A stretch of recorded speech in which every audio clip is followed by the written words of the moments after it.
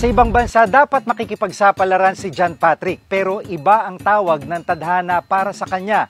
Makikilala pala siya bilang The Millennial Beekeeper. Panoorin po natin ang kanyang kwento. Sa farm na ito sa Nagcarlan, Laguna, busy si John Patrick sa pag-aalaga ng kanyang mga bubuyog. Ilang taon din niya itong pinag-aralan, kaya naging passion niya raw ito.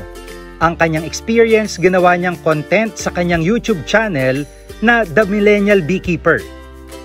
Nagtuturo ako ng pag-aalaga ng bubuyog sa online. Pinapakita ko kung paano ako nag-harvest, paano ako nag-check ng colony.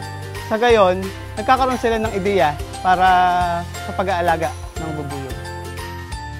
Hindi raw akalain ni John Patrick na magiging content creator siya. Ang plano raw kasi niya talaga maging OFW. Bago ako maging si The Millennial Beekeeper, dati akong tricycle driver. At dumating sa point na nagkaroon kami ng problema sa family dahil yung tatay ko nagkaroon ng malubhang sakit. Yun ay kidney failure.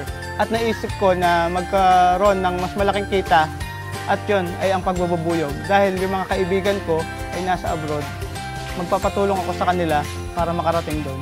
Yun nga lang, sa kinasamaang palad, hindi ako natuloy sa pag-abroad kasi nagkaroon ng pandemya.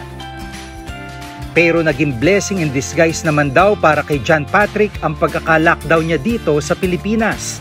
Naitayo niya ang kanyang bee farm sa Nagcarlan, nakapagsimula ng YouTube channel at nakapag-produce ng iba't ibang produkto mula sa bubuyog.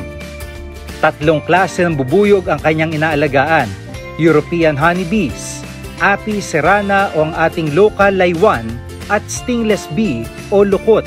Lahat sila nakukunan niya ng honey at iba pang mga produkto. Ginagawa namin sa harvesting is farm to table. Kumbaga after namin siya i-harvest, ilalagay namin siya direct sa bottle. Kasi hindi na siya pinapasteurize. Dahil kapag pinasteurize mo siya, mawawalan siya ng nutrients o sustansya. Magkakaiba sila ng lasa, magkakaiba sila ng kulay, at minsan magkakaiba sila ng texture. Ang pinakamasustansyang honey ay nanggagaling sa stingless bee honey dahil ang kanyang glycemic index ay mababa lang kumpara sa ibang honey. Kumbaga, mas pwede siya sa mga diabetic person. Hindi raw madali ang buhay bilang beekeeper, lalo na kung ang mga inaalagaan niya ay hindi stingless. Ang pagiging beekeeper ay hindi madaling profesyon dahil nakaakpa din dito ang buhay mo, lalo na kung aalagaan mo ay yung may mga tibo or yung may mga sting na bee. Kasi merong mga tao na allergic sa sting na pwede mong ikamatay. Ako, naging immune ako sa sting ng bee after 1 year kong pag-aalaga. Kaya ang number 1 daw na dapat gawin ng interesadong maging beekeeper ay pag-aralan itong mabuti. Ang European honeybee, isa siya sa pinakamahirap alagaan kasi kailangan mo siyang i-check weekly kung ano ba yung kondisyon ng mga bubuyog. Kasi hindi sila taga rito sa Pilipinas, imported sila, kailangan ng suporta na kailangan na ibibigay sa kanila. Ang pagpapakain sa European honeybee, ginagawa siya tuwing mag-rainy season. Kasi tag-ulan na, hindi sila masyado lumalabas. So kagaya sa ibang bansa, sa Canada at saka sa New Zealand, tuwing rainy season, ikinukulong yung mga bees na may sapat na pagkain sa loob ng hive nila para sa 6 na buwan.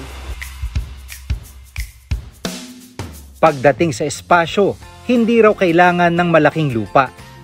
Yung may backyard ka lang ay sapat na. Pero ang pinakamahalaga doon is meron kang mga flowering fruits or kaya fruit-bearing trees na magbibigay sa kanila ng source of food. Nabago man ang plano ni John Patrick dahil sa pandemya, ipinagpapasalamat pa rin daw niya kung saan siya dinala ng tadhana. Ang pandemic naging blessing in disguise siya sa akin kasi noon lumakas yung honey. Hinanap siya ng maraming tao, hinanap yung tunay na nagbebenta ng honey, at doon nakilala si The Millennial Beekeeper.